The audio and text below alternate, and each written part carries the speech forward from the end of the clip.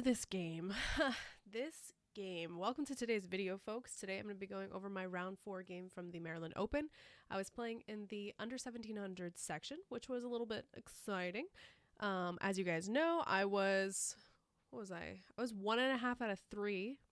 Yeah, I was 1.5 out of 3 at this point, which if you haven't seen my other videos, sorry, spoiler alert, I had 3 draws in a row, which I was actually pretty okay with because I was playing a section up and I didn't think I was going to be doing like that well, I guess, even though I guess like, you know, I hadn't won any games, so I hadn't lost any games. So I guess I was doing pretty average, but even doing pretty average was pretty good in my opinion because I was playing a section up. So funnily enough, this was the last day of the World Championship for Nepo and Ding. So the vibe in that tournament hall was hype. Everybody was, well, okay, hype and so actually everybody was like kind of like just like on their phones in the corner watching it, because this was like they had finished all the classical games and they just had the rapid games left, and then, you know, if they finished those they went to blitz, but obviously that's not what happened.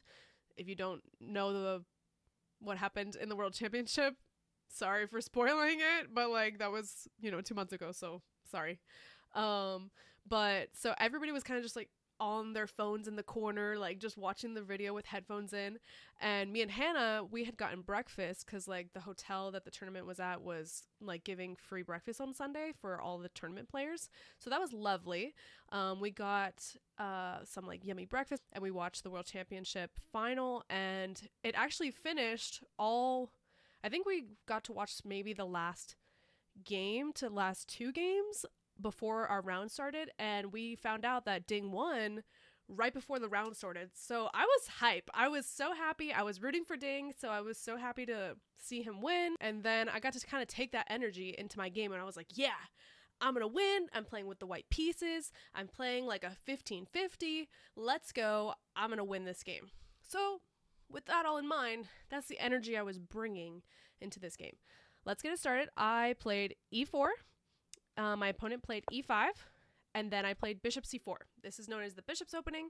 I have been kind of going back and forth with that in the Vienna pretty recently. Within the past 6 months, I've switched, and I've been enjoying it. It is a really fun opening, and it can get really spicy really quickly. My opponent played knight f6, and then I played knight c3. And I had been going a little bit back and forth, but I've been experimenting with this. I dealt with this the day before, and I had played this same type of variation, and my opponent played literally the exact same thing. The same exact setup, albeit a slightly different move order in my last round. But of course, I didn't review it. I didn't look at the analysis because I wanted to wait. I wanted to go home after, you know, all these games and then review them with a computer. I didn't want to like just get out of my game and like, computer says I did this wrong. Like, no, I want to actually learn. So I put time into this analysis. And so I don't look at it with a computer until after I've done already an analysis. So I hadn't looked at this game, my round 3 game, with the same exact setup. My last round, if you guys remember, it was a little bit of a different move order. You can just see that my opponent hasn't castled in this variation. And so here I played bishop d2, which is fine. It's fine. My opponent then castled, and then I switched it up. I played a move I never play, and I played knight ge2. I normally opt for f4 followed by knight f3, but I wanted to do something different just in case this ever occurred. I could take back with a knight. And that's exactly what happened on the next move. My opponent took, and I took back with the knight, and I was kind of happy here. So my opponent then played knight a5, attacking my bishop. And here, I don't really love this bishop. It's not my favorite piece that I have. All my pawns are on light squares, so I'm kind of okay with trading it. This bishop, though, I don't want to trade it where it's at here. I want to move it back, because if I trade it here, my center is going to open up, and my king's not castled, and I don't really want to play with my d-pawn gone and being on c4. Like, I don't want to deal with that. My prize jewel in this position is my dark square bishop, because all my pawns are on light squares. So I'm happy with trading the light squared bishop and keeping the dark squared bishop on the board. You know, and I don't really have a lot of options anyway. Like, it's going to get traded regardless. So I'd rather trade it here and take this way. Sorry, that was a really long way of explaining that. So I played bishop b3. I took a few minutes here as I knew this wasn't technically a developing move, but I refused to let black play knight takes c4 and then d takes c4, opening up the center. They had wasted a tempo in knight a5, so I thought regardless I have time to spare playing bishop b3. So my opponent took, which was the whole point of playing knight a5, and I took back this way. Now at least my rook has a semi-open file to stare at, and my center is fortified. So then they played d5. I played knight takes d5. And this, I guess I don't have to play this. I thought here for not very long. I thought here for a minute. And I thought like maybe for like 1 second about e takes d5. And then this happening. But I just realized it was going to be like pretty much the same thing. And so I just decided to take now with my knight instead. And then they took back. And then, oh, I also thought about, instead of taking, I thought about castling. But then I was like, oh, but if they take this way, that's not my favorite pawn structure to hold. All my queenside pawns are ugly. And I don't really want to deal with that structure. So I decided to just take with the knight. And then they took back. And then I played e takes d5, queen takes d5, castles. All normal moves. My opponent then plays b6. Obviously, their intention is to fee and counter this bishop. What else are they doing playing b6 if not to fee and counter that bishop? So I thought, okay, let me develop. And I thought for 3 minutes, and I played rook e1. Seems like a good move, right?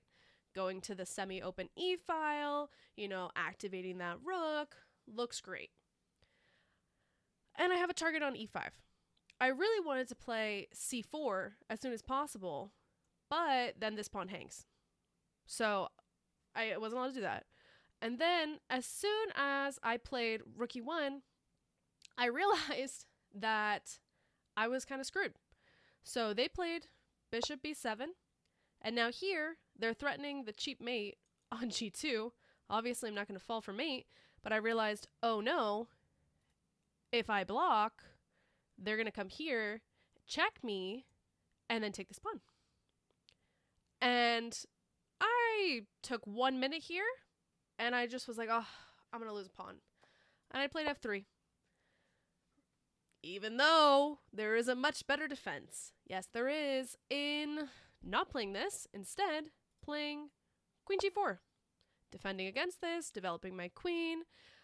It's just a much better defense. I looked at this after the game, and it's actually really nice for white. This is just like equalizing, everything's fine, even though my pawns are kind of a little jacked up over here, but they're fine. They're holding squares. They're doing what they need to do, and I thought, okay, I looked at this after the game, and actually I was kind of scared, like, okay, if I would have played queen g4, what would have happened? I wanted to know. And I looked at rook rook fd8, bishop c3, f6, just kind of shutting down that diagonal, bishop d2 back, and then I looked at a5, and I just thought, what am I supposed to do here? Bishop h6, you know, threatening, you know, that pawn and mate over there. They just defend, and then I defend, and then they can check me, and I can just take. And so this, actually, they don't win the pawn, I'll just take the queen and it'll be a trade. I saw this and I thought, f3, gotta play f3. And then I just let this happen. They played queen d4. I played king h1 here. I could have played this as well. That's also an idea, but instead I just played king h1, and then they took on b2. So I'm technically down a pawn, but I started getting lingering thoughts about trapping the queen, okay? I looked at this and I thought, is that queen actually allowed to take on b2? Because look at this beautiful structure of pawns. And this rook is beautiful, covering all the escape squares here. What happens if I just play c3? Where's the queen gonna go? My queen is covering this, my bishop is covering this, my queen is protecting this. Queen can't come over here. Where's she gonna go?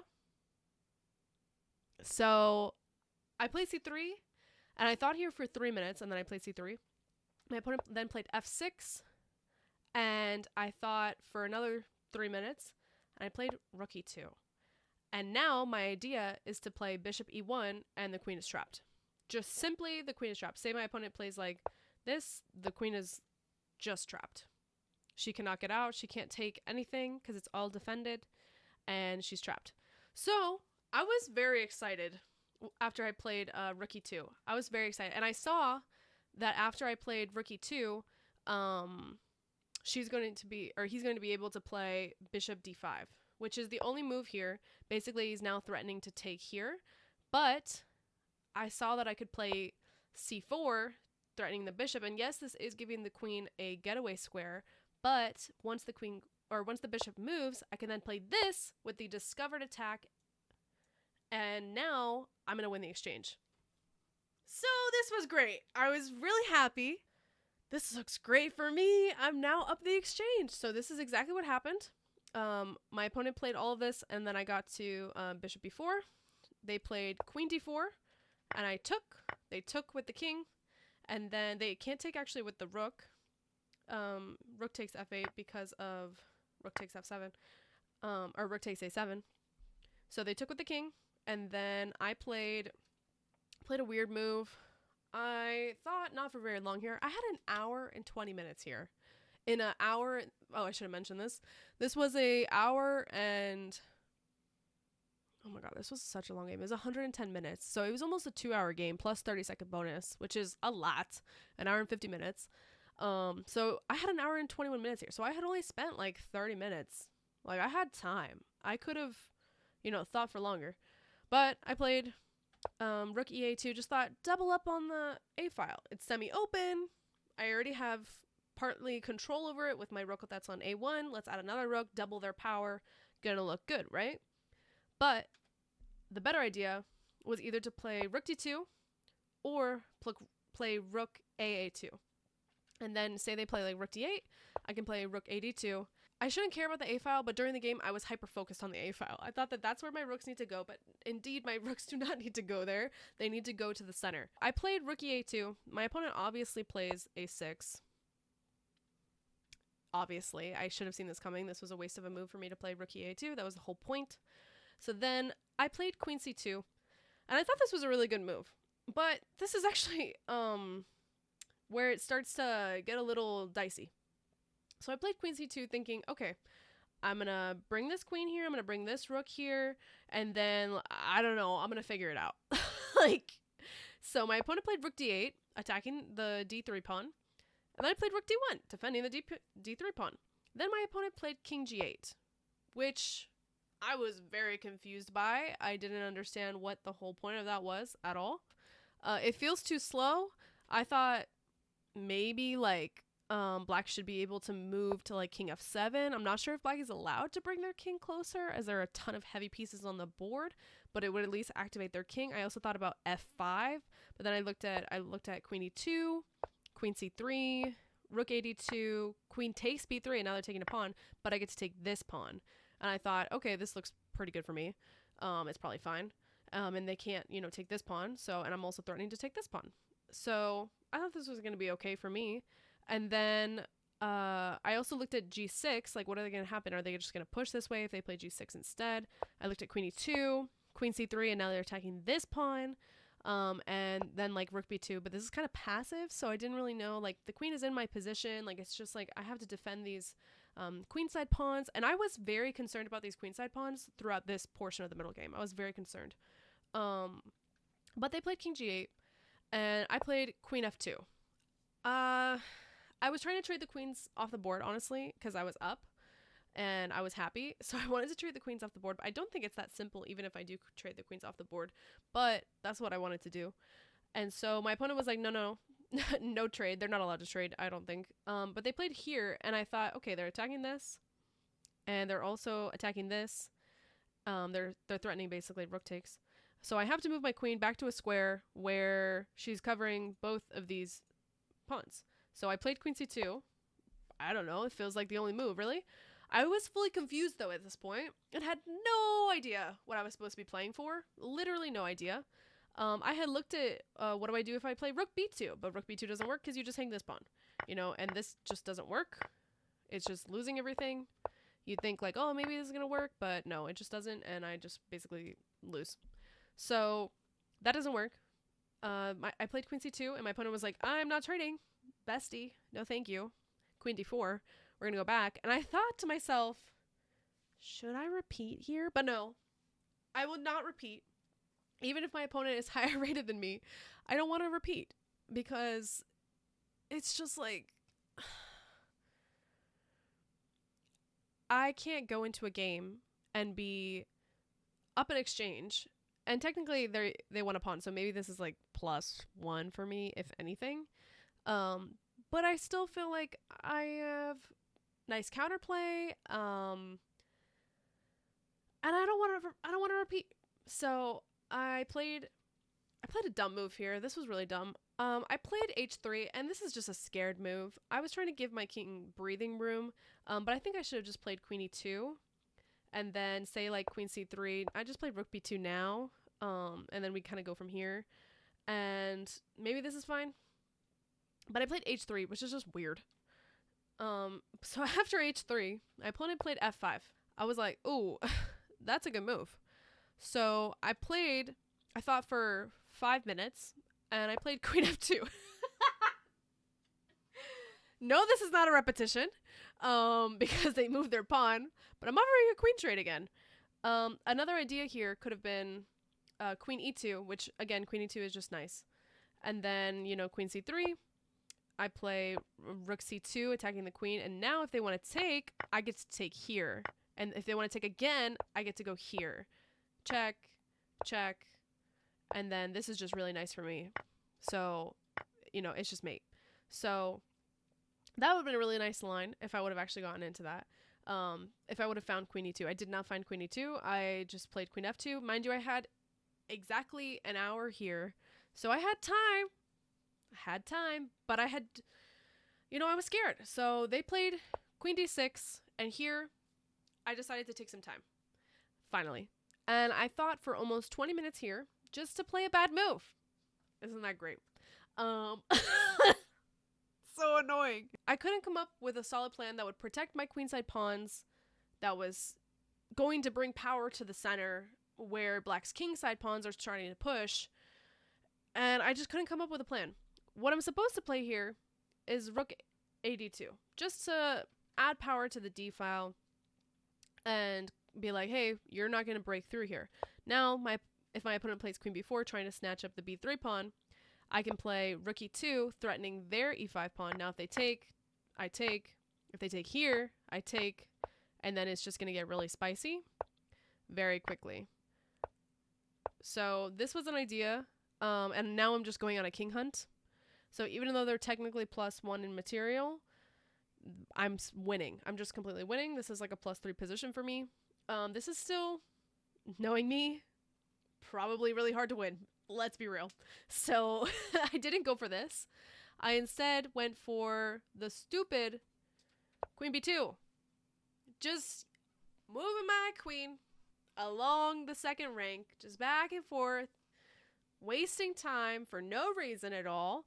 And then my opponent, I thought here for 20 minutes, by the way, just to play queen b2. And my idea was, okay, maybe I can go here at some point and like attack this pawn, because now this pawn is a little bit weak because they pushed this. But my opponent was just like, okay, I'm just going to get rid of all my weaknesses. Like, and what are you going to do about it? I'm just going to push this pawn and attack yours. So now here, I thought for 9 minutes, and I played f takes e4. They played f takes e4. And then I'm not allowed to take now because of this, obviously. Because of that. So instead, I played d4.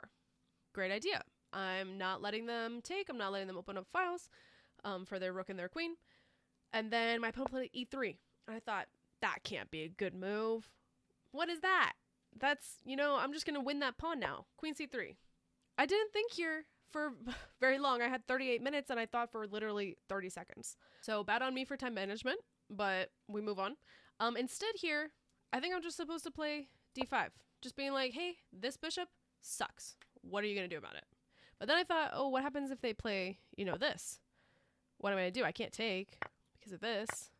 So what the hell am I supposed to do? Here, actually, this is just a completely winning position for me, and I can just play this. And it's just like this is going to get shut down for the longest time ever. And now this pawn is actually pinned because I can just play this, and it's not allowed to take because I'm going to be just up. This is just really good for me. And my opponent is just kind of screwed. I'm up a whole entire rook. Like, what more could I want? And I'm winning. But I didn't see that at all. I didn't see d5. I decided, ooh, pawn, gotta get it before it gets more into my territory. You know, let's play queen c3. My opponent then played queen g3, and I started freaking out. My opponent had a lot more time on their clock. I think they had like 20 more minutes than me. Here I played rook e1, thinking, you know, let's bring my rook to attack the pawn. I thought that I might be able to bring my a2 rook over and win the pawn as it is pinned at the moment. Like, it's not allowed to push, obviously, because I take the queen. So I thought this is good for me, and I'm going to win that pawn. Then my opponent played rook f8, and here, oh my god, this game. I blundered mate in 3. So, that's great.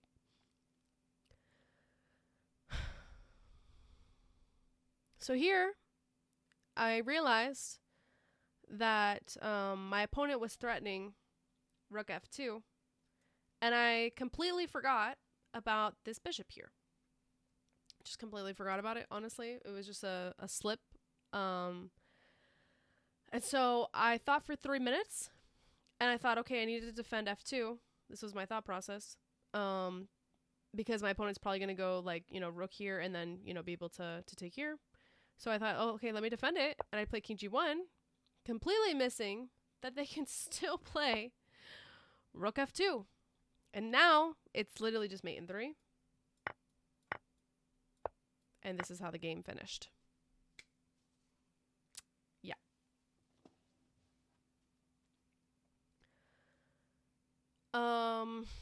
This game was very sad for me.